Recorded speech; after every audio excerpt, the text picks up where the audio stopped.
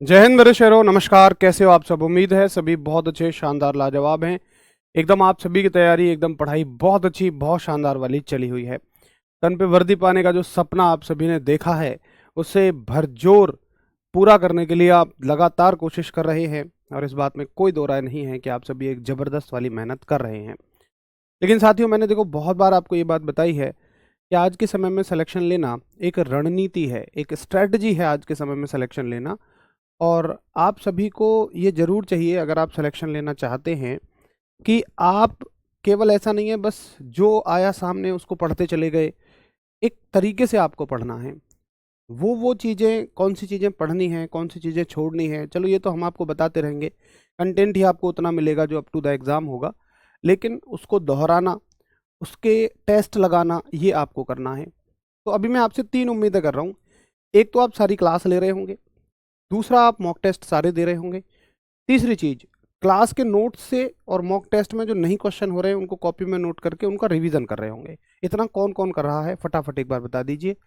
As के बारे में अभी देखिए, जो भी अपडेट है वो बहुत ज़्यादा सॉलिड नहीं है तो सही अपडेट, लेकिन बहुत ज़्यादा सॉलिड नहीं है।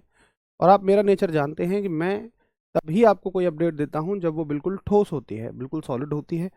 तो अभी मैं कोशिश कर रहा हूँ, थोड़ी सी भी कोई सॉलिड अपडेट मुझे पता लगे, अंदर मुझे पता लगे, तो मैं तुरंत आपको बताता हूँ, ठीक है? चलिए, तो एज के बारे में आप निश्चिंत रहिए। वैसे तो पॉजिटिव ही न्यूज़ निकल के आएगी, पॉजिटिव खबरें ही रहेंगी। एक बार मैं और चेक करता हूँ अगर मेरे पास कोई अपडेट आई हो तो, क्योंकि मैंने डाला हुआ है मैसेज।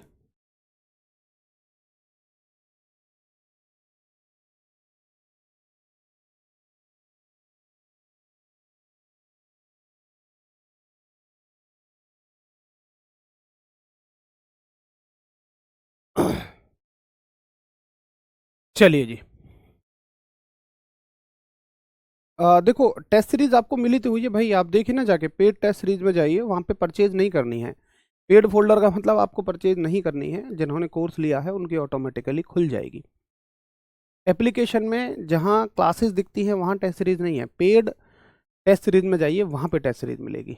चलिए भैया, पढ़ लो चाहे कहीं से, क्वेश्चन आएंगे रोजगारी अंकित से। बहुत बढ़िया, ये आपका स्लोगन जरूर, आपका एक भरोसा है। चलिए, पूरी कोशिश रहेगी ऐसी भी। अब देखो, हम थोड़ा सा आगे चलें, और ऐसा आप सभी कर रहे हैं, आपने बताया रिवीजन आदि सब कुछ आपका बढ़िया परफेक्ट चला हुआ है। देखिए, आज का जो मुद्दा रहेगा वो शुरुआत करेंगे हम गति के समीकरणों से। आज की शुरुआत रहेगी हमारी गति के समीकरण, यानी कि इक्वेशन ऑफ मोशन। रईस बाबू, हल्का गुनगुना पानी पिलाना यार। Equation of motion. देखिए, गति के समीकरण क्या होते हैं? आप यूं मानिए कि जैसे कोई वस्तु चल रही है, या मान लो रुकी ही हुई है, उसका कुछ प्रारंभिक वेग है, इनिशियल वेलोसिटी है। भाई चल रही है तो कुछ ना कुछ होगा प्रारंभिक वेग, मतलब जो उसका वेग है उसको हम प्रारंभिक वेग कहेंगे, अगर वो चल रही है या रुकी हुई है। उसके बाद मान लो उसने, उस पर किसी ने धक्का लगाया, और 10 सेकंड तक लगाया, तो धक्का लगाने से उसकी गति बढ़ जाएगी। या हो सकता है कि उसको रोका 10 सेकंड तक, तो उसकी गति घट जाएगी, वेग घट जाएगा। और ऐसा होने में टी सेकंड लगे, उससे उसमें ए त्वरण आया, और इतने समय में उसने एस दूरी तय करी, एस विस्थापन तय किया। तो इन सब चीजों के बीच में हमें जो संबंध देते हैं, वो गति के समीकरण हमें संबंध देते हैं। किस किस चीज के बीच में संबंध देते हैं, पहले आप लिखिए। देखिए, किसी भी वस्तु की प्रारंभिक गति को, मैंने आपको पीछे भी बताया था कि किसी भी वस्तु की प्रारंभिक गति को हम किससे दिखाते हैं, बताना एक बार जरा। देखो आप रिवाइज कर रहे हो कि नहीं। और किसी भी वस्तु की अंतिम गति को किस लेटर से दिखाते हैं? प्रारंभिक गति और अंतिम गति को किस लेटर से दिखाते हैं, बताइए। बहुत बढ़िया। किसी भी वस्तु की प्रारंभिक गति को हम u से दिखाते हैं, अंतिम गति को हम v से दिखाते हैं। बहुत ही शानदार। इस प्रक्रिया में लगने वाले समय में, इस प्रक्रिया में लगने वाले समय को हम t से दिखाते हैं। और जो त्वरण हो लगता है इस प्रक्रिया में, त्वरण यानी कि एक्सलरेशन, उसको हम ए से दिखाते हैं, और जो विस्थापन तय किया जाता है, जो विस्थापन तय किया जाता है वस्तु के द्वारा, जो डिस्प्लेसमेंट तय किया जाएगा, उसको हम एस से दिखाते हैं।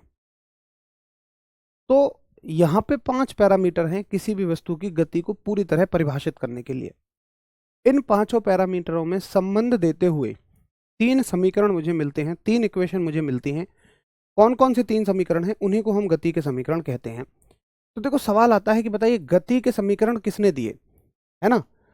गति के समीकरण किसने दिए? तो ज्यादातर लोगों के मन में पता है क्या आता है कि न्यूटन साहब ने गति के समीकरण दिए होंगे। वो गति के नियम है, वो क्या है? गति के नियम है, वो लॉज ऑफ मोशन है। गति के नियम दिए हैं न्यूटन साहब ने। गति के समीकरण सुनो किसने दिए? गति के समीकरण दिए हैं गैलीलियो साहब ने। एक साइंटिस्ट हुए, बहुत खतरनाक साइंटिस्ट, गैलीलियो, बहुत बेहतरीन साइंटिस्ट है। गैलीलियो साहब ने गति के समीकरण दिए हैं। कितने समीकरण दिए हैं? तो भैया 3 दिए हैं। जरा बताओ इनके बारे में। लो जी लो, सुनो इनके बारे में। प्रथम समीकरण, गति का प्रथम समीकरण, फर्स्ट इक्वेशन। देखिए गति का प्रथम समीकरण आपसे क्या कहता है? प्रथम समीकरण कहता है v बराबर u plus A T, v बराबर u प्लस ए टी। इसको एज इट इज याद रखोगे, बिल्कुल ऐसा का ऐसा ही, सीधा पेपर में सवाल आएगा। ये बात, क्या गजब का उत्तर कर रहे हो तुम, वेरी गुड। तो ये सवाल सीधा पेपर में पूछ लिया जाएगा। उसके बाद पूछा जाएगा गति का दूसरा समीकरण बताइए। गति का दूसरा समीकरण, सेकंड इक्वेशन। देखिए सेकंड इक्वेशन क्या होगी? s बराबर u t plus 1/2 a t square. ठीक।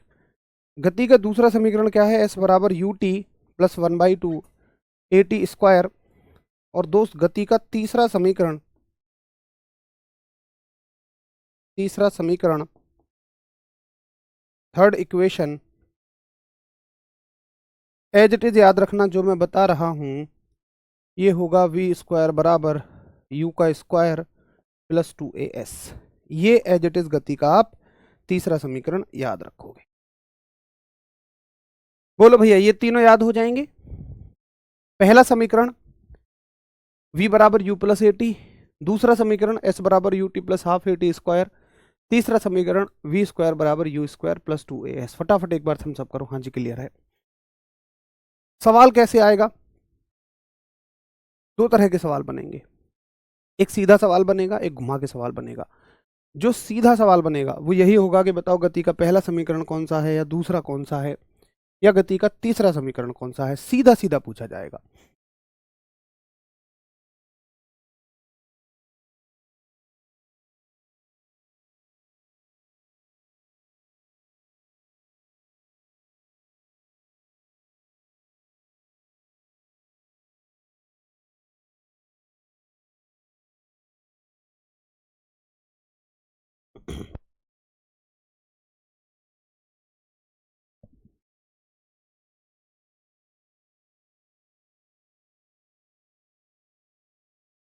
फटाफट बताइए। हाँ जी भैया, क्लियर है। ठीक है, चलो ये तो हो गया इससे बनने वाला सीधा सीधा सवाल।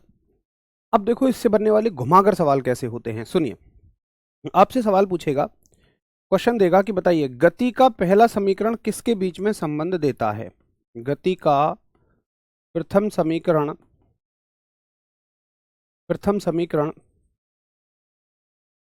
किसके बीच संबंध देता है?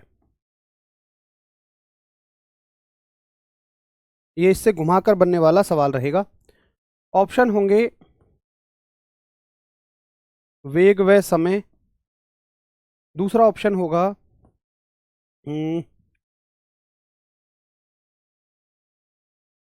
विस्थापन व समय, सी ऑप्शन होगा त्वरण व समय, डी ऑप्शन होगा वेग व त्वरण। ठीक है, बताओ भाई, गति का पहला समीकरण किसके बीच में संबंध देता है? ये रहा भैया गति का पहला समीकरण, v बराबर u प्लस ए टी। अब तुम बताओ ये किसके बीच में संबंध देता है, क्या करोगे इसको? सचिन बाबू देखो, ये आप देखो कैसे मैनेज करोगे, समय तो निकालना पड़ेगा पढ़ाई के लिए, है ना। आप में से बहुत सारे साथियों के कमेंट आते हैं कि मैं कॉलेज में रहता हूँ, घर का काम करता हूँ, यहाँ वो करता हूँ।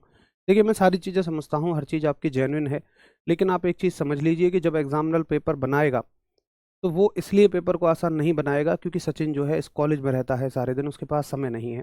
या राहुल जो है वो अपने माताजी पिताजी के साथ खेतों में काम करवाता है, या सोनिया जो है वो घर का काम करती है। मतलब समझिए आप मेरी बात को, मैं कह रहा हूँ आपकी समस्याएं बिल्कुल जेन्युइन हैं, लेकिन आप मुझे ये बताओ कि क्या एग्जामिनर उन्हें समझेगा? भाई एग्जामिनर तो जिस स्तर का पेपर उसे बनाना है उतना बनाएगा ही बनाएगा, और वहीं आपका एक कॉम्पिटिटर बैठा हुआ 6-6 घंटे 8-8 घंटे पढ़ रहा है। तो अब आप ये देख लो आपका कंपटीशन किससे है, और ना कॉम्पिटिटर को इस बात से फर्क पड़ रहा। भाई आपके जो साथ में एग्जाम देने जाएंगे बच्चे, वो थोड़ा ना इसलिए कम पढ़ रहे होंगे कि यार चलो कुछ राहुल के लिए छोड़ देता हूँ, मैं कम पढ़ लेता हूँ, कम नंबर ले आऊंगा, राहुल को छोड़ देता हूँ नंबर क्योंकि उसके पास समय नहीं है। बताओ। तो भाई आप चाहे कैसे भी करो, मैनेज करो, सारी चीजें करनी पड़ेंगी आपको। अब आप देखो कैसे करोगे। भाई देखो, इंग्लिश में लिख लेते हैं गति का first first law of, first equation of motion, first equation of motion किस किस के बीच में रिलेशन देता है? ये है वी एंड टी, ये है आपका एस एंड टी, ये है आपका ए एंड टी, और ये है आपका वी एंड ए। बताइए। तो अलग अलग तरह के उत्तर सभी के हैं, जिनको पता है वो बहुत अच्छे से समझ गया, ठीक है, तो वो बड़े अच्छे से समझ गया कि कैसे क्या करना है। देखिए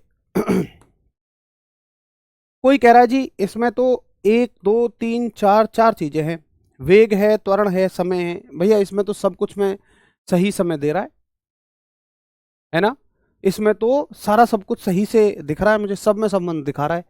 ऐसा नहीं होता, सुनो। ऐसे सवालों में तुम्हें क्या करना है, ऐसे सवालों में तुम्हें इसके पहले पैरामीटर को उठाना है और आखिरी पैरामीटर को उठाना है, बस। पहले पैरामीटर को उठाइए, आखिरी पैरामीटर को उठाइए, यानी कि ये जो संबंध देता है किसके बीच में देता है, वेग और समय के बीच में सही संबंध मिलता है। तो क्या उत्तर लगाओगे आप, वेग और समय। केवल इसका पहला पैरामीटर उठाओ, आखिरी पैरामीटर उठाओ, बात बन जाएगी। ये लो हो गया, वेग एवं समय के बीच में संबंध देता है। अब तुम कहोगे ये क्यों नहीं, देखो ये और ये ना हर एक गति के समीकरण में है, देख लो एक बार नजर उठा के। आप अगर दूसरा गति का समीकरण उठाओगे तो उसमें भी तुम्हें ए और यू मिलेंगे, और तीसरा उठाओगे तो उसमें भी तुम्हें ए और यू मिलेंगे।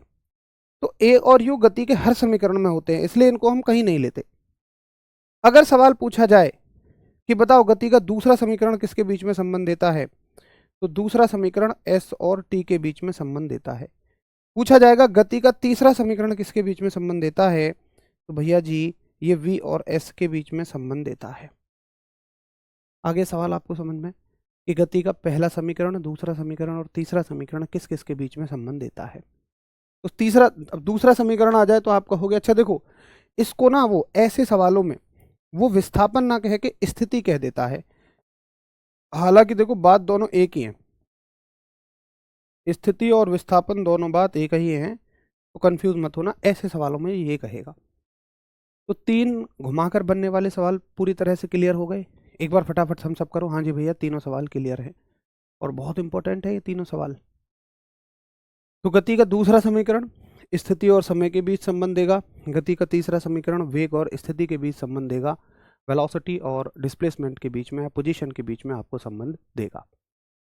तो किसी भी समीकरण का पहला और आखिरी पैरामीटर उठाओ, वही उसका उत्तर है, रटने की कोई भी जरूरत है ही नहीं। आ गया होगा भाई समझ में। चलिए और देखो कैसे घुमा के सवाल देगा। एक क्वेश्चन देगा, बताओ कि निम्न में से कौन सा गति का दूसरा समीकरण है। निम्न में से कौन सा गति का दूसरा समीकरण है। Which of the following is second equation of motion. इनमें से कौन सेकंड इक्वेशन ऑफ मोशन है, ये सवाल आपसे पूछा जाएगा।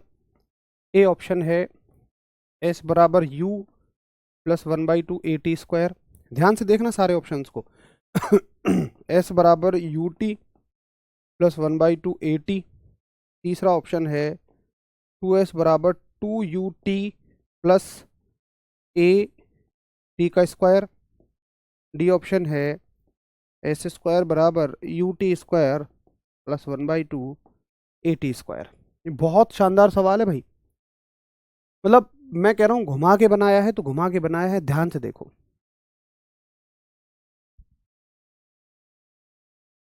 थैंक यू भाई सनोज बाबू, very good class, thank you thank you.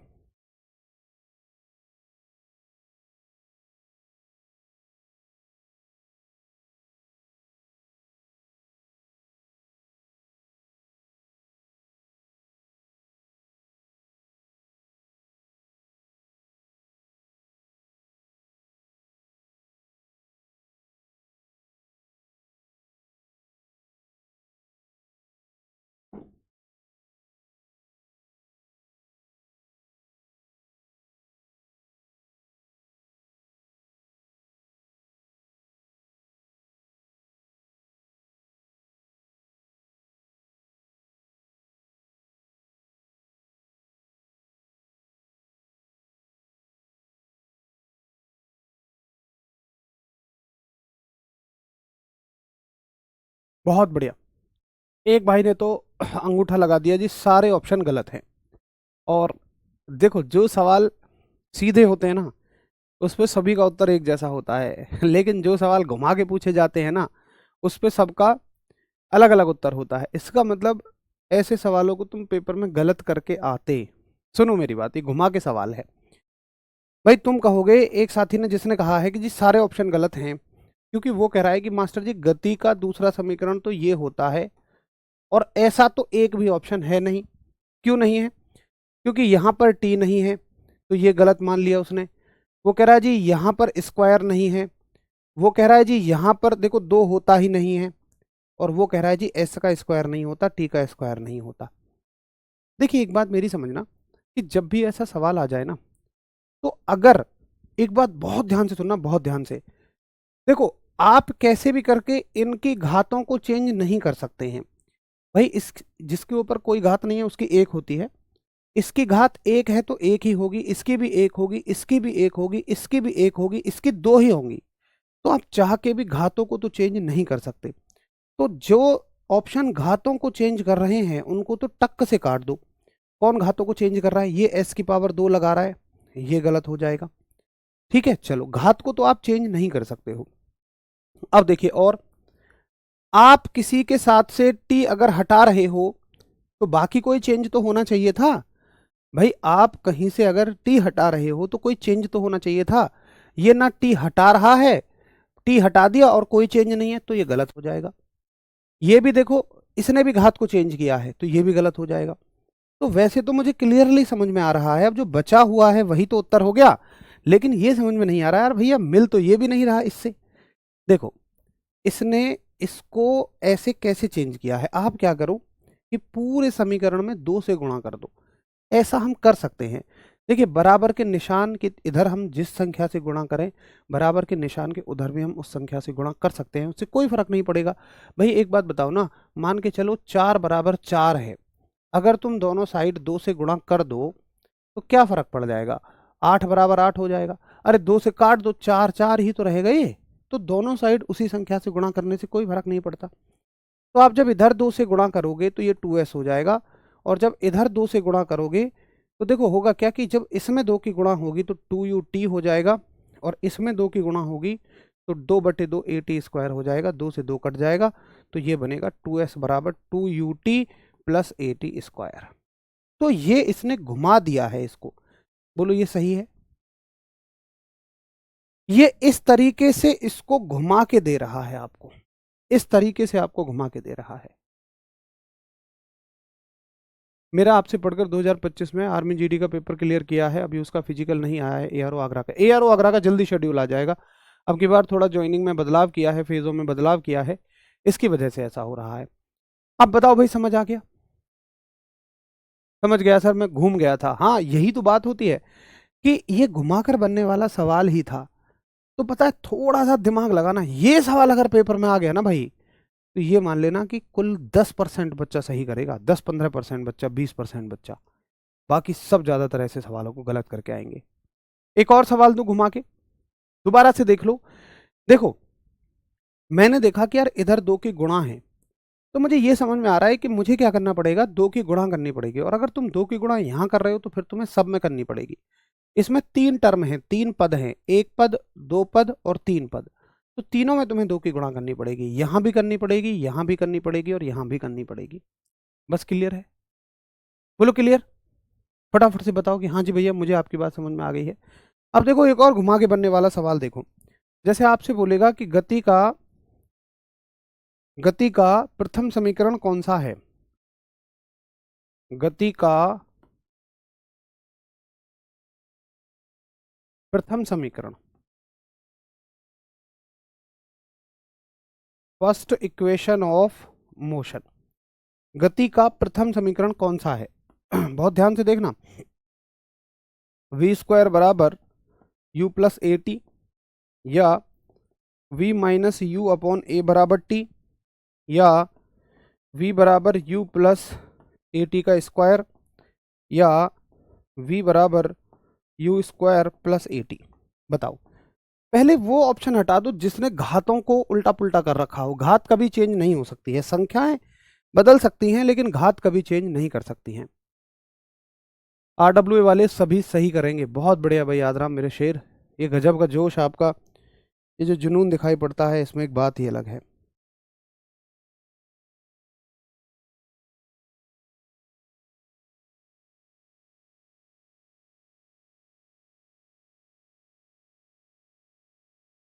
कर क्या करूं, लोग बहुत ताने देते हैं। चलो करेंगे इस बारे में बात, है ना। पहले पढ़ लेते हैं, पहले अपना पूरा जितना सोच के आए हैं उतना कंटेंट डिलीवर करूं, उसके बारे में करेंगे इस बारे में बात, सबसे आखिरी में करेंगे, बीच में नहीं। बीच में पढ़ाई की बात है ना। हाँ, तो सभी का क्या उत्तर है भाई? सभी का आंसर बी की तरफ है। देखें भाई, बी की तरफ क्यों कर रहे हैं? देखो, गति का पहला समीकरण है भाई v बराबर यू प्लस ए टी। तो घातों को तो कोई चेंज नहीं कर रहा, जो घात चेंज कर रहा है उसको हटाओ। v का स्क्वायर नहीं हो सकता है, t का स्क्वायर नहीं हो सकता है, u का स्क्वायर नहीं हो सकता है, तो कौन बचेगा? ये बचेगा। लेकिन ये कैसे है? देखो, यहां से तुम्हें t का मान निकालना है भाई। वो हम कैसे याद रख रहे हैं कि बराबर के निशान की दूसरी साइड v होगा। ये कैसे उत्तर दे रहा है? बराबर के निशान की दूसरी साइड t होगा। तो देखो कैसे होगा, यहां से निकालो t का मान। देखिए, इसमें दो चीजें हैं, एक ये है, एक ये है। जब t का मान निकालना होगा तो पहले आपको u को इधर भेजना होगा। u अभी किसका है? प्लस का। और बराबर के निशान से दूसरी तरफ जाने पे कोई भी चीज प्लस की माइनस हो जाती है, माइनस की प्लस हो जाती है। तो ये प्लस का है तो किसका हो जाएगा? माइनस का हो जाएगा। ठीक है। अब देखो, a के साथ जो t है ना, वो किस में है? गुणा में है। जब दोनों राशियां ऐसे लिखी होती है ना, उनके बीच कोई चिन्ह ना हो तो गुणा याद रखोगे आप, गुणा है। जैसे प्लस की चीज माइनस में जाती है, माइनस की चीज प्लस में जाती है, वैसे ही गुणा की चीज भाग में जाती है और भाग की चीज गुणा में जाती है। तो ये गुणा की चीज किस में चली जाएगी? भाग में चली जाएगी। ठीक है। तो टी कहाँ आ जाएगा? नीचे, सॉरी, किसकी वैल्यू निकालनी है? ए की। ए कहाँ आ जाएगा? नीचे आ जाएगा, और इधर क्या बच जाएगा? टी। तो ऐसे ये तोड़ मरोड़ के इन समीकरणों को आपसे पूछ सकता है। अब बताओ, सबको समझ में आ गया? एक बार हम सब करो। वैसे तो ज्यादातर साथियों ने इसका खुद ही उत्तर दिया।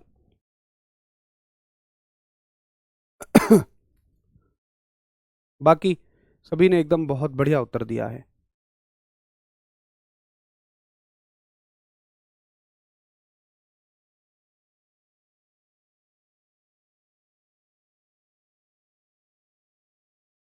सर, आप तो क्वेश्चन में फंसा देते हैं। देखो भाई, मैंने आपको बता दिया था कि ये क्वेश्चन फंसाने वाले हैं, और यहाँ फंस लो जितना फंसना है, क्योंकि मैं फंसाने के बाद निकालने के तरीके भी बताता हूँ, ताकि एग्जाम में एग्जामिनर तुम्हें ना फंसा पाए, क्योंकि वो निकालने के तरीके नहीं बताएगा। ठीक है भाई, तो ये सीधे सवाल आपको समझ में आए कि भाई गति के समीकरणों से एक तो सीधा सवाल पूछ लेगा। सीधा सवाल क्या पूछेगा? यहीं से पूछ लेगा, बताओ गति का कौन सा समीकरण पहला है या दूसरा है या तीसरा है। एक थोड़ा ये पूछेगा संबंध वाला सवाल, एक थोड़ा घुमा के पूछेगा। अब देखो, इनसे पूछे जाते हैं न्यूमेरिकल। अब यार न्यूमेरिकल भैया, अरे भैया न्यूमेरिकल तो बहुत डर लगता है भैया। अरे भैया न्यूमेरिकल बहुत डर लगता है। बबलू, तूने कभी धर्मेंद्र सर से नहीं पढ़े? इसके बाद बहुत आसान हो जाएंगे। बताऊं मैं किसके बारे में बात कर रहा हूँ यहाँ? बबलू और डब्लू तुमने कभी सुने हो? अब चलते हैं न्यूमेरिकलों की तरफ। देखो मैं वादा कर रहा हूँ, अगर तुमने कभी न्यूमेरिकल नहीं पढ़े, न्यूमेरिकल से बहुत डर लगता है, यहाँ तुम यूं करके यूं चुटकियों में सॉल्व करोगे न्यूमेरिकल को। बस तसल्ली से मेरी बात सुनते चले जाना। देखो, जैसे न्यूमेरिकल में क्या पूछा जाएगा, सवाल आएगा, मान लो कि एक कार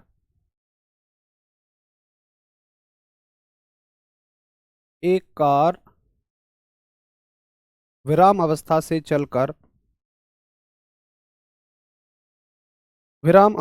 चलकर 2 सेकंड में 50 मीटर पर सेकंड की गति पकड़ लेती है, उसका त्वरण बताइए। उसका त्वरण ज्ञात करो।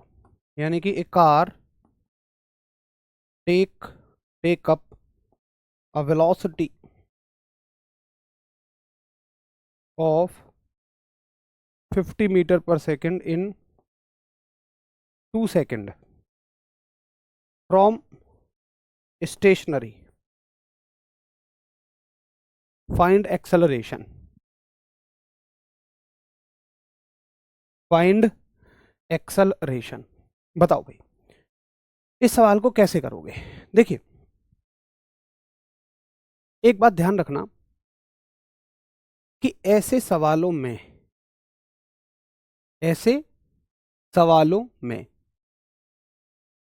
आपको जो दिया है उसे पहले लिखा करो। जो दिया है उसे पहले लिखा करो। एक कार विराम अवस्था से चलकर, देखो विराम अवस्था से चल रही है। अगर ये कार विराम अवस्था से चल रही है तो इसका प्रारंभिक वेग जो होगा u, वो क्या होगा? 0 होगा। भाई अगर विराम अवस्था का मतलब वो रुकी हुई है फिर चल रही है। देखो मुझे क्या देखना है, मुझे ये देखना है कि कार भाई यहां से चली और कहां तक चली? 2 सेकंड में उसने 50 मीटर पर सेकंड की गति पकड़ ली। देखो मुझे 2 पॉइंट पर गति देखनी होती है, यहां से और यहां तक देखनी है। अब इसके बाद कार ने क्या किया, घटी बढ़ी, मुझे कोई मतलब नहीं है। मुझे सिर्फ उन 2 बिंदुओं के बीच की गति देखनी है जिनके लिए मेरे सवाल में कहा गया है, और 2 बिंदु आपको ढूंढने पड़ेंगे सवाल में। तो पहला बिंदु क्या है? विराम अवस्था। और दूसरा बिंदु क्या है? 50 मीटर पर सेकंड। ठीक है, तो ये क्या है? अगर ये 0 से चल रही है तो प्रारंभिक गति इसकी 0 है। समय कितना ले रही है? 2 सेकंड ले रही है। और अगर इसका वेग 50 मीटर पर सेकंड हो गया है 2 सेकंड बाद, तो ये अंतिम वेग हो गया। अंतिम वेग हो गया 50 मीटर पर सेकंड। आपसे क्या पूछा है? त्वरण पूछा है, एक्सेलरेशन पूछा है। तो इसका उत्तर कैसे करोगे? इसका उत्तर आप करोगे v। इसमें अच्छा, एक बात और समस्या आती है बहुत सारे साथियों को। वो कहते हैं यार भैया ये नहीं पता चलता कि कौन सा सूत्र कहाँ लगाएं। भाई मैं आपसे ये बात पूछता हूँ, ये चारों पैरामीटर देखो, v u a t, पूरी भौतिक विज्ञान में जितना तुमने अब तक पढ़ा है, कोई एक सूत्र बताओ जो इन चारों पैरामीटर में संबंध देता हो। तो तुम कहोगे जी इन चारों में तो केवल गति का पहला समीकरण संबंध देता है।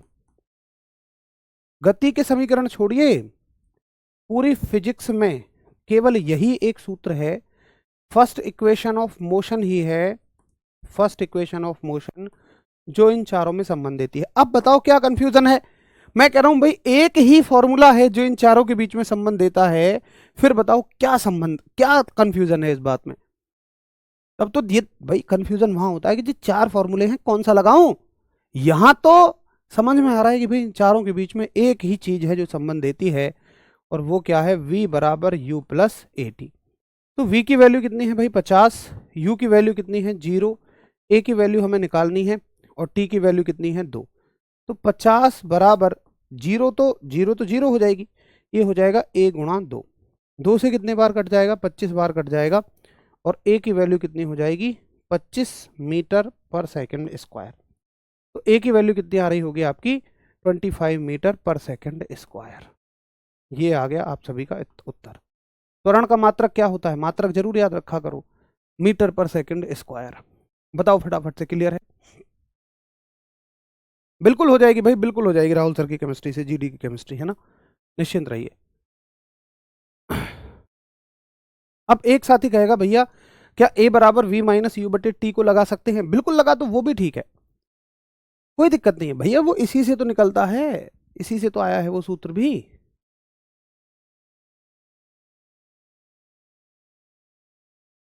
बहुत बढ़िया कन्हैया बाबू, वेरी गुड।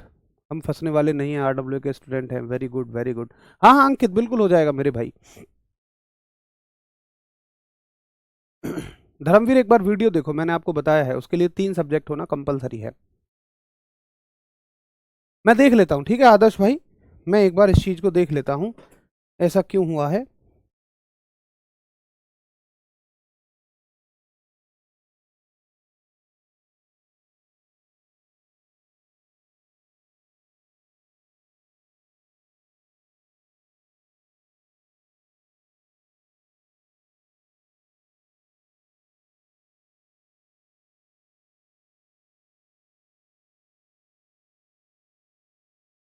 मैं देख लेता हूँ, आप निश्चिंत रहो।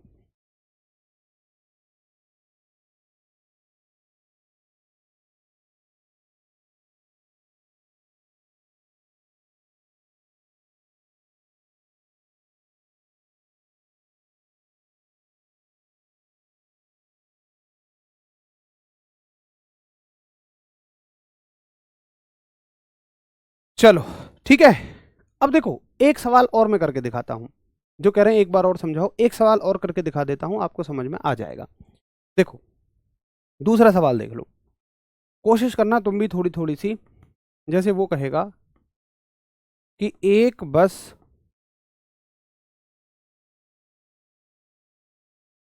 विराम अवस्था से, विराम अवस्था से 2 मीटर पर सेकंड स्क्वायर के त्वरण से 50 सेकंड तक चलती है। एक बस विराम अवस्था से 2 मीटर पर सेकंड स्क्वायर के त्वरण से 50 सेकंड तक चलती है, तो बस के द्वारा, बस द्वारा तय विस्थापन बताइए। बस द्वारा तय विस्थापन बताओ। एक बस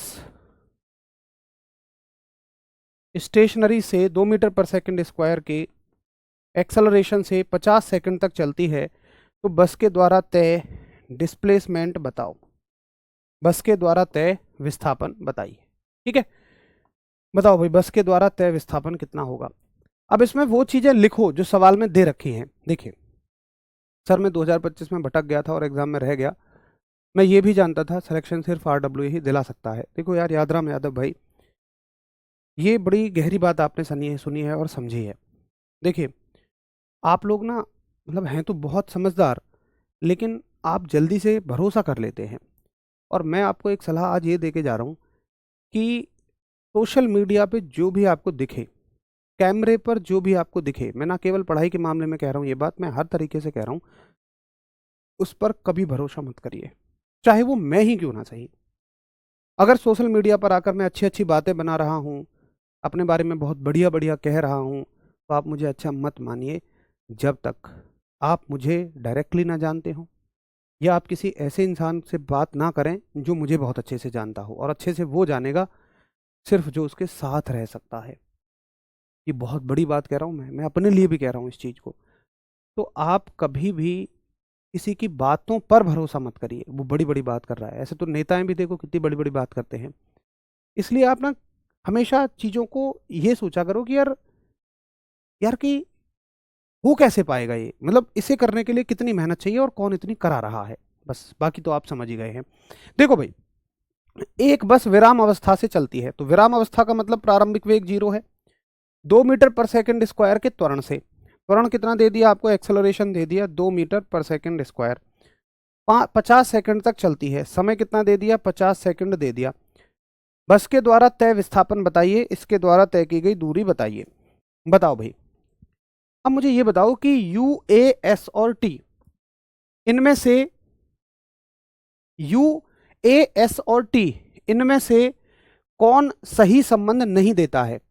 मतलब कौन सा समीकरण है जो इन चारों में संबंध देता है? देखिए, पहला समीकरण है आपका V बराबर U प्लस ए टी, दूसरा समीकरण है S बराबर u t plus 1/2 AT square, और तीसरा समीकरण है V स्क्वायर बराबर U स्क्वायर प्लस 2AS।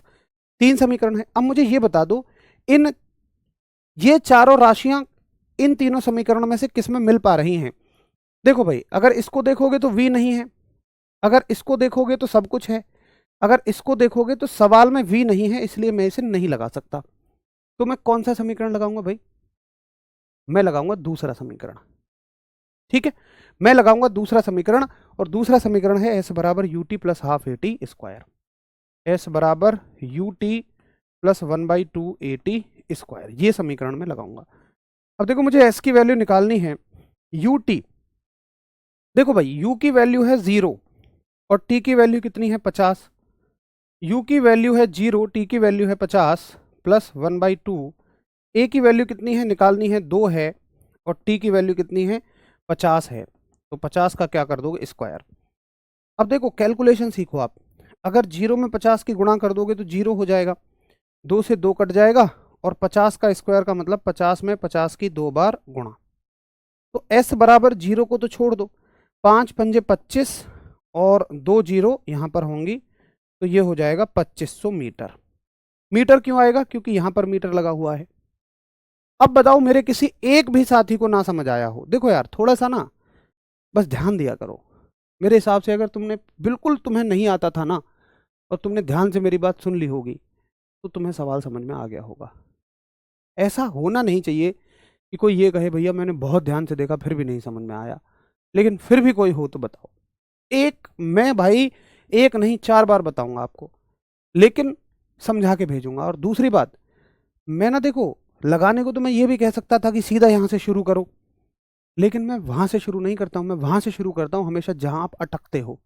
मैं आपको क्या समझाने की कोशिश कर रहा हूं? मैं ये सिखाने की कोशिश कर रहा हूं कि आपको ये कैसे पता लगेगा कि इस सवाल में यही सूत्र लगेगा। ये इस चीज पे जोर दे रहा हूं मैं, क्योंकि मुझे पता है आप इस चीज में ही अटकते हो। अगर ये पता लग जाए तो गुणा भाग तो आपको आती है, कर लोगे।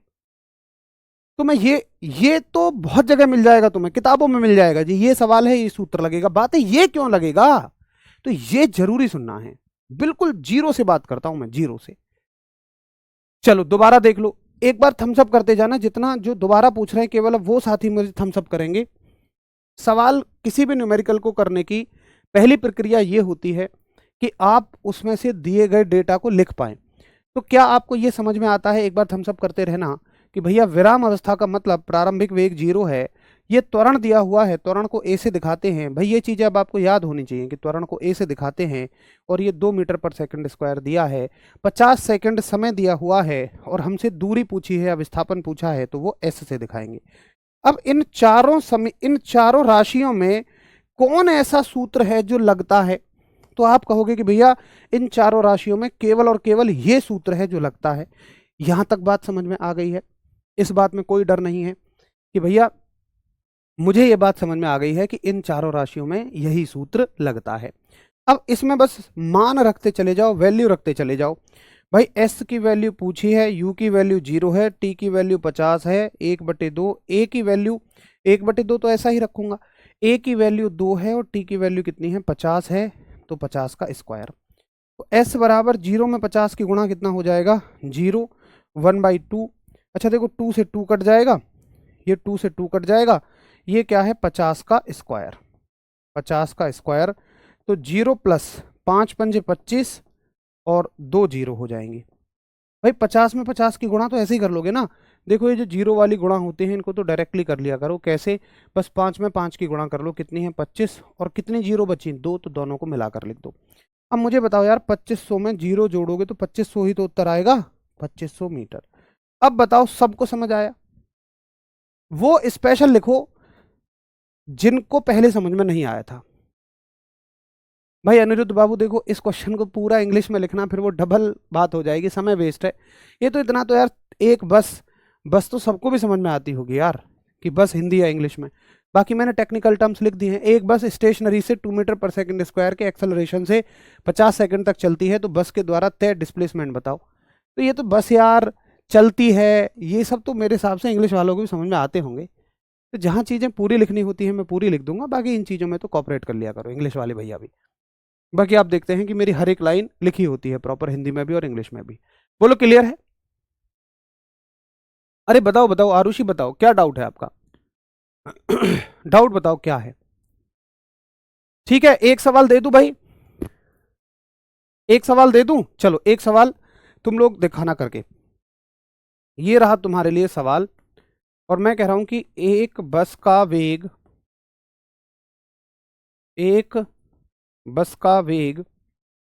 या ऐसे लिखो कि 3 मीटर पर सेकंड स्क्वायर से चलती हुई, या 3 मीटर पर सेकंड स्क्वायर के त्वरण से, 3 मीटर पर सेकंड स्क्वायर से त्वरित बस का वेग 50 मीटर पर सेकंड से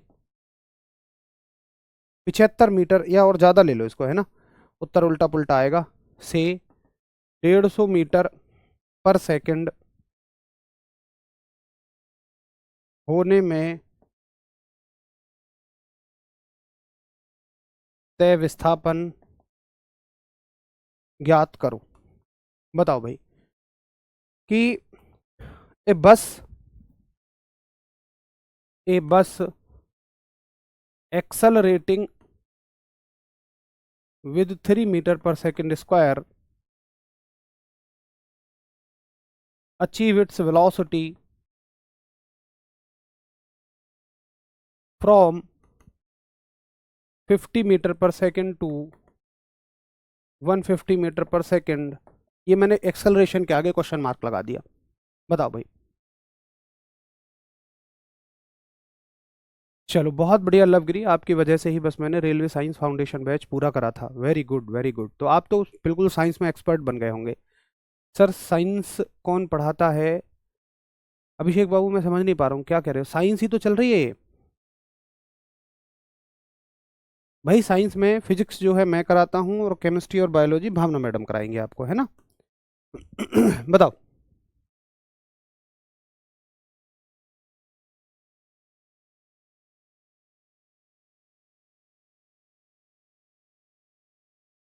तो बहुत सारे साथियों के उत्तर आने शुरू हो गए हैं, बहुत मज़ेदार उत्तर आ रहे हैं, वेरी गुड, बहुत बढ़िया।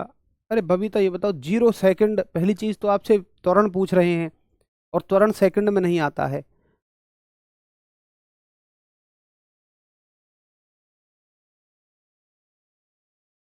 सभी के कमेंट पहुंचते हैं, निश्चिंत रहिएगा।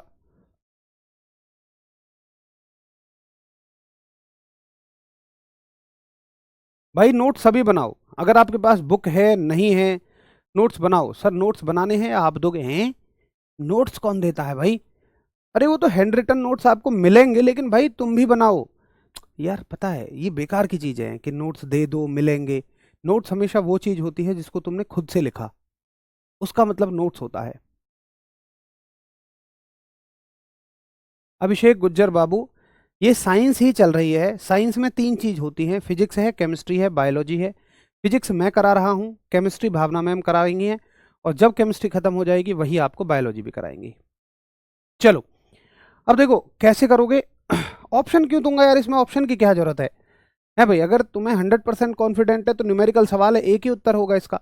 3 मीटर पर सेकंड से त्वरित, ये त्वरण दे रखा है, और वैसे भी ना समझ में आए तो मात्रक से समझ में आ जाएगा भाई। मीटर पर सेकंड स्क्वायर किसका मात्रक है? त्वरण का ही मात्रक है। तो 3 मीटर पर सेकंड स्क्वायर। बस का वेग 50 से 150 होने में प्रारंभिक वेग कितना है? 50 मीटर पर सेकंड, और अंतिम वेग कितना हो जाता है? 150 मीटर पर सेकंड होने में तय विस्थापन ज्ञात करें, डिस्प्लेसमेंट ज्ञात करिए। अब मुझे ये बताओ, इन तीनों राशियों में, चारों राशियों में गति का कौन सा समीकरण संबंध देता है? तो मेरे भाई आप देखो केवल और केवल गति का तीसरा समीकरण ही संबंध देगा, वी स्क्वायर बराबर यू स्क्वायर प्लस 2as, केवल ये संबंध देगा। अब इसकी कैलकुलेशन थोड़ी सी बड़ी होगी भाई, v का वर्ग, भाई v है 150, तो 150 का स्क्वायर, u का स्क्वायर, u कितना है 50, 50 का स्क्वायर प्लस 2 इंटू ए की वैल्यू कितनी है 3 और s की वैल्यू हमें निकालनी है। अब 150 के वर्ग का मतलब बहुत सारे साथी 300 कर देंगे, नहीं, 150 के वर्ग का मतलब है 150 की 150 में 2 बार गुणा, है ना, 150 की 150 में 2 बार गुणा। तो वर्ग तो सबके याद रखो, 15 में 15 की गुणा कर लो, कितना हो जाएगा 15 में 15 225 और 2 जीरो को सीधा सीधा लिख दो। अब भैया जिनको ये समझ में नहीं आया, बस 150 में 150 की गुणा करनी है, कैसे भी कर लो। तो 150 में 150 की गुणा करोगे, ये हो जाएगा 22,500, ठीक है। अब करो यहाँ 50 में 50 की गुणा, भाई 50 के स्क्वायर का क्या मतलब है कि 50 की 50 में 2 बार गुणा, और ये हो जाएगा 5 पंजे 25 और 2 जीरो उठाकर लिख दो, तो 2500 हो जाएगा, ये हो जाएगा 2500 प्लस 2, 2 तिया कितने हो जाएंगे 6, 2 में 3 की गुणा करोगे 6 इंटू एस। अब देखो मुझे एस का मान निकालना है, तो सबसे पहले मैं किसको भगाऊंगा 2500 को, 2500 को बराबर के निशान से इधर कुदा के लाएंगे तो ये माइनस में आ जाएगा और ये बचेगा 6 गुणा एस। बस जो जैसा है करते चले जाओ एक एक स्टेप।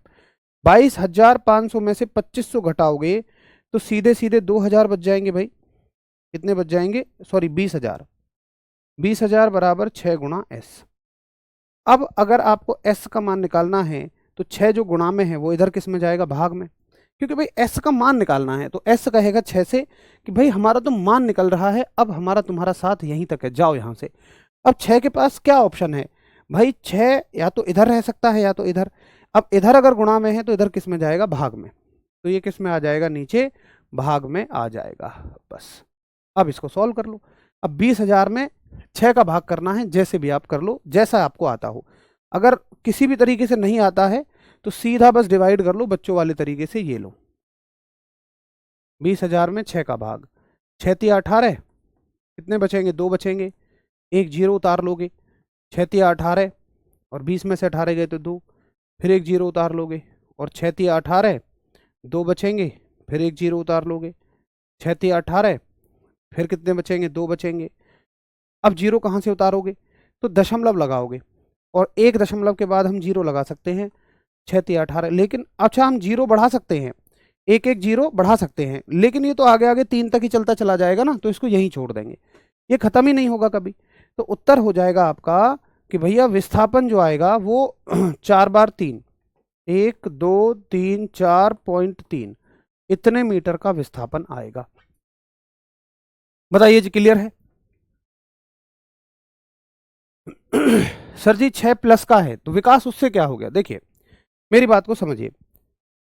जो चीज पहले यहां देखोगे आप, दोनों में फर्क देखिए, यहां देखिए ये चीज इस तरीके से, ये चीज को इस चीज के लिए देखोगे आप, मतलब जो किसी के साथ प्लस में होगी उसे आप प्लस की माइनस लेके जाओगे, लेकिन बेशक ये यहाँ प्लस में है, माइनस में नहीं जाएगी। इसके लिए आप ये देखोगे अगर दो टर्म ऐसी लिखी हुई हैं तो ये गुणा में है, किस में है, गुणा में है, तो ये गुणा में है तो किस में जाएगी, भाग में जाएगी। अगर पहले अगर चीज गुणा में है ना तो गुणा को प्रायोरिटी दोगे, ऐसा नहीं है कि आप ये कहोगे कि जी ये प्लस में है तो माइनस में जाएगी। पहले ये देखोगे कि ये गुणा में है या भाग में है। अगर ये चीज गुणा या भाग में है तो गुणा या भाग की चीज को पहले ले जाओगे, प्लस के हिसाब से बाद में प्रायोरिटी रखोगे उसको, ठीक है। देखो दोस्त, कुछ ये मतलब मैं ऐसा मानता हूं न्यूमेरिकल जो आपको बहुत मुश्किल लगते हैं, अगर आपने कभी पहले नहीं पढ़े थे तो और आपके अंदर एक डर था, तो मैं इतना मान रहा हूं 100% भी ना समझ में आए होंगे, 50% बेशक समझ में आए हो, लेकिन डर तो निकल गया। आपको इतना आत्मविश्वास तो आया होगा कि यार मैं भी कर सकता हूं ये। मैंने 3 सवाल 4 सवाल करवाए हैं, उनमें से एक तो तुमने किया होगा, बाकी तुमने आधे आधे तो समझे होंगे। तो ये मत सोचो कि यार मुझे 100% क्यों नहीं समझ में आया। भैया फिर 100% कैसे समझ में आएगा, क्योंकि आना तो 100% समझ में चाहिए। आपको क्या करना है, जब आराम से टाइम मिले 2 क्लासों के बीच में, या जब दोहराओ रात को रिवीजन करो, तो ये सारे क्वेश्चंस नोट करना रफ पेपर पे, और खुद से सॉल्व करके देखना, या पहले एक बार मेरा सॉल्यूशन देख लेना और फिर उसको सॉल्व करके देखना ऐसे ही। अगर आप तब सॉल्व कर पा रहे हैं तो समझ लो आप सीख गए चीज़ों को, आपको चीज़ें बहुत बढ़िया समझ में आ गई हैं, पहली चीज़। दूसरी चीज़, जिन साथियों को पूरा समझ आया बहुत बढ़िया, जिन साथियों को नहीं समझ में आया और भी बढ़िया, क्योंकि वो जब थोड़ी सी घर जाके मेहनत करेंगे तो चीज़ें उन्हें बढ़िया समझ में आ जाएंगे। आप में से कोई भी एक सिंगल ऐसा नहीं है कि जो किसी काम को नहीं कर सकता। मैं इस बात पे कह रहा हूँ, जो एक भैया कहते हैं ना कि भैया बहुत परेशान रहता हूँ, बहुत ताने मिलते हैं, ये मिलते हैं, तो मैं उस बात पे कह रहा हूँ कि पहली चीज़ तो ये है कि अभी अपनी, आप लोग चाहते हैं कि भैया हमें शायरी सुनाओ, शायरी सुनाओ। देखो ठीक है, शायरियाँ सुनने में अच्छी लगती हैं, लेकिन मैं आपको एक बताऊँ कि भाई जो शायरी का मोटिवेशन है ना, शायद आप उसे 1 घंटे याद रख सकते हो। क्या आपको याद है कि 4 दिन पहले किसी ने आपको क्या कोई शायरी सुनाई थी कहीं भी, और आप उससे जोश में आए होंगे, मोटिवेट हुए होंगे? क्या वो मोटिवेशन बना रहा? आज आपको शायरी भी याद नहीं होगी, हो सकता है उस मास्टर का नाम भी याद ना हो जिसने वो शायरी सुनाई हो। तो ये शायरियों का मोटिवेशन जो है एक हद तक ठीक है, अच्छे, वो भी ज़रूरी है, वो भी चीज़ है। जब हम वतन के बारे में बात करते हैं तो हम अपने वतन का जिक्र कर रहे होते हैं, हमें अच्छा लगता है। लेकिन वहाँ से आगे बढ़कर मैं आपको एक बात बता रहा हूँ कि आपको अगर सच में मोटिवेट रहना है, मोटिवेट होने का मतलब क्या होता है? मोटिवेट होने के मायने ये नहीं होते हैं कि चीर दूंगा, फाड़ दूंगा, खा जाऊंगा, पी जाऊंगा, नहीं। मोटिवेट होने के मायने ये होते हैं कि हम जब किसी काम की शुरुआत कर रहे हैं, देखो मेरे हिसाब से मेरे हिसाब से मोटिवेशन का क्या मतलब है? मेरे हिसाब से मोटिवेशन का मतलब ये नहीं है कि जोशीले अंदाज में हम 4 शब्द शायरी के सुने और ये कहेंगे चीर देंगे, फाड़ देंगे, खा जाएंगे, पी जाएंगे। मेरे हिसाब से शायद नहीं है। मोटिवेशन का मतलब और मोटिवेशन की ज़रूरत कहाँ है? मोटिवेशन की ज़रूरत वहाँ है कि जब हम किसी भी काम को कर रहे हैं और उस रास्ते में थोड़ी मुश्किलें आनी ही आनी हैं। जब भी आप एक अच्छे रास्ते पर हो तो आपको मुश्किलें आएंगी। तो जब कोई काम शुरुआत में किया जाता है तो किसी मोटिवेशन की ज़रूरत नहीं होती है, ऑलरेडी एक बहुत हाई जोश होता है। लेकिन जैसे जैसे समय गुजरता है और थोड़ी मुश्किलें बढ़ती हैं, जैसे मान लो हम अपने विषय में ही कहें तो कोई टॉपिक आसान रहेगा, कोई टॉपिक थोड़ा सा मुश्किल रहेगा। तो जैसे ही थोड़ा सा टॉपिक मुश्किल आया और आपको लगेगा कि यार नहीं हो पा रहा है, वो डिमोटिवेशन है, वहां पे मोटिवेशन की जरूरत पड़ेगी। अब वहां का मोटिवेशन वो शायरियां तो नहीं बन सकती हैं, क्योंकि वो तो भूल चुके हो आप। तो उस समय पे कुछ तुरंत ऐसा आपके दिमाग में आ जाना चाहिए जो आपको ये कह सके कि नहीं, तेरे पास इसको करने के अलावा कोई ऑप्शन नहीं है। अब ये आप खुद सोचो कि ऐसा क्या आपके दिमाग में आ सकता है, वो सबसे अच्छा आपके दिमाग में आएगा। देखो बहुत सिंपल सा मोटिवेशन मैं कहूँगा भाई, आप भी एक लोअर मीडियम फैमिली से हैं, मैं भी एक ऐसी ही फैमिली से निकला हूँ। आप भी गांव से हैं, मैं भी गांव से हूँ, अधिकतम साथी आप किसान परिवार से हैं, मैं भी हूँ। भाई किसान परिवारों में, लोअर मिडल फैमिलीज़ में, यानी कि जो मध्यम परिवार से भी नीचे तबके के होते हैं हमारे तुम्हारे परिवार, वहाँ पर एक बेटे की या बेटी की सरकारी नौकरी की कितनी ज़रूरत होती है, इस बात के लिए शायद आपको मैं शब्दों में ना कहूँ। बहुत अच्छे से आप इस भावना को समझते होंगे। तो आपको ये समझना चाहिए कि यार मैं जो कर रहा हूँ ना, आखिर इसकी ज़रूरत क्या है, मैं क्यों कर रहा हूँ? तो आपको बहुत सारे जवाब मिल जाएंगे। आपको सबसे पहला जवाब ये मिलेगा कि अपने परिवार को और खुद को एक सम्मानजनक स्थिति में आपको लेकर जाना है, क्योंकि गवर्नमेंट जॉब यही है, आपको एक सम्मान दिलाती है, एक रेस्पेक्ट आपको दिलाती है। तो आपको एक सम्मान दिलाती है गवर्नमेंट जॉब। उसके अलावा आपको फाइनेंशियल स्टेबल करती है। अगर मैं बिल्कुल व्यवहारिक तरीके से बताऊं तो आर्थिक स्थिति भी आपकी अच्छी बनाती है, जिसकी बहुत ज़्यादा ज़रूरत है। देखिए मैं बहुत ज़्यादा खुले शब्दों में नहीं कहूँगा, लेकिन आप इस बात को रिलेट कर पाएंगे कि जो गांव से जुड़ने वाले लोग हैं ना, हमारे घरों में आधी समस्याएं तो पैसे की तंगी को लेकर होती हैं। आधी थोड़ी बहुत जो तकरारें होती हैं सदस्यों के बीच में, वो पैसे की तंगी को लेकर होती हैं। बोलो यस और नो। वहाँ सब वो लोग बहुत अच्छे हैं, दिल से सब एक दूसरे के लिए बहुत अच्छे हैं, लेकिन फिर भी एक दूसरे के बीच में मनमुटाव है। क्यों? पैसे की तंगी थोड़ी सी ज़्यादा है। मैं ये तो नहीं कह रहा हूँ कि यार पैसा ही सब कुछ है, पैसा ही आपको खुशी ला सकता है, लेकिन आप जिस समाज में हैं, जिस सोसाइटी में हैं, अपनी बेसिक नीड को पूरा करने के लिए एक हद तक आपको पैसे की ज़रूरत है। रोटी कपड़ा और मकान के नीड आपके ऊपर जो आश्रित हैं, उनके मेडिकल नीड्स को पूरा करने के लिए आपको एक हद तक पैसे की ज़रूरत पड़ेगी ही पड़ेगी। हाँ, जब आपकी ज़रूरतें पूरी हो जाएं, आपातकालीन स्थितियों के लिए आपके पास पैसा आ जाए, उसके बाद अगर आप पैसे को इकट्ठा करने के लिए 2 नंबर का काम करते हैं तो वहाँ पैसे की ज़रूरत नहीं है। वहां पर आप छोड़ सकते हैं कि यार क्यों 2 नंबर का काम करके, क्योंकि 2 नंबर का काम मतलब किसी का दिल दुखेगा, किसी गरीब का दिल दुखेगा। जो 2 नंबर का भ्रष्टाचार का पैसा आएगा वो कहीं किसी गरीब का दिल दुखा के ही आएगा। तो मैं क्यों वो काम करूं, क्यों किसी का दिल दुखा के पैसा कमाऊं? शायद वहां आपको कोई जरूरत नहीं है, वहां आप पैसे के प्रति अपने मन में संतुष्टि ला सकते हैं। लेकिन भाई जब तक आपकी खुद की आवश्यकताएं पूरी ना हो तब तक आप या तो बाबा जी बन गए हो, तभी आप इस संसार से कह सकते हैं जी पैसे की जरूरत नहीं है। भाई उस स्तर तक जाने के लिए तो आपको जरूरत है, और ये आप शायद बहुत अच्छे से जानते हैं। तो दोस्त ये मन में आपके परमानेंट मोटिवेशन होना चाहिए। जैसे ही आपका मन ना करे पढ़ने का, या किसी दिन आपको लगे यार अब नहीं हो पा रहा है छोड़ देता हूं, वहां आपको ये चीजें याद होनी चाहिए। That is called as permanent motivation. तो ये वो माता पिता की आंखें आपके दिमाग में तुरंत आ जानी चाहिए, जो सपना देख रही हैं, जो किसी के बच्चे को सेलेक्ट होते हुए तुरंत उनके आंखों में यही सवाल होते हैं कि यार कब हमारा बच्चा सेलेक्ट होगा। तो ये एक परमानेंट मोटिवेशन है, ये आपके दिमाग में आ जाना चाहिए, है ना? तो मेरे हिसाब से आज के बाद में कभी कोई ये सवाल ना कहे, ना करे कि भैया सोसाइटी के ताने मिल रहे हैं, ये मिल रहे हैं, वो मिल रहे हैं। अरे सबको एक तरफ कर दो यार, आपको अपना भविष्य बनाना है, अपने परिवार का भविष्य बनाना है। ठीक है? तो आप कर सकते हैं। आप में से कोई भी ऐसा नहीं है कि जिसकी क्षमताएं कम हैं। आप एक मनुष्य हैं। मनुष्य के पास ये जो दिमाग है ना, बुद्धि है, ये प्रकृति का बहुत अनमोल तोहफा है। आप इससे जो चाहे कर सकते हैं। आप किसी भी पेपर को निकाल सकते हैं, बशर्ते आपको थोड़ी सी मेहनत ज़्यादा करनी पड़ेगी, शुरुआत में एफर्ट ज़्यादा डालने पड़ेंगे। लेकिन मैं आपसे एट द एंड कह रहा हूँ कि इस दुनिया का कोई ऐसा काम नहीं जिसे आप नहीं कर सकते हैं। आर्मी में सिलेक्शन आप बिल्कुल ले सकते हैं, बस अपने स्तर को पहचानो।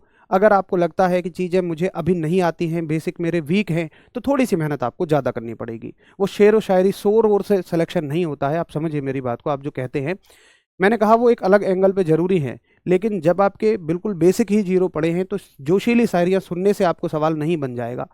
अगर आपके बेसिक कमज़ोर हैं, आपसे सवाल नहीं हो रहे हैं, तो वहाँ आपको मोटिवेशन नहीं चाहिए। वहाँ पर आपको ये समझना पड़ेगा कि मेरे बेसिक कमज़ोर हैं, इन्हें उठाने के लिए मुझे थोड़ी सी मेहनत ज़्यादा करनी पड़ेगी, थोड़े से एफर्ट ज़्यादा डालने पड़ेंगे। और ऐसा कराने के लिए आपसे जो बातें कहेंगी वो मैंने आपको बहुत अच्छे से बताई हैं। अब उम्मीद है आप सारी बातों को समझ गए होंगे। और मैं लास्ट में देखो बस इतना कहूँगा कि जो जब आदमी असफल होता है ना, तो कोई उसकी बात नहीं सुनता। असफल आदमी की बातें भी नहीं सुनी जाती हैं, और सफल आदमी की चुप्पी से भी लोग बहुत कुछ सीख लेते हैं। तो सफल बनिए, आपकी चुप्पी आपको सब कुछ बता देगी, दुनिया को सब कुछ बता देगी, किसी को कहने की आवश्यकता नहीं पड़ेगी। चलिए कल मिलते हैं। नमस्कार, धन्यवाद, जय हिंद दोस्तों।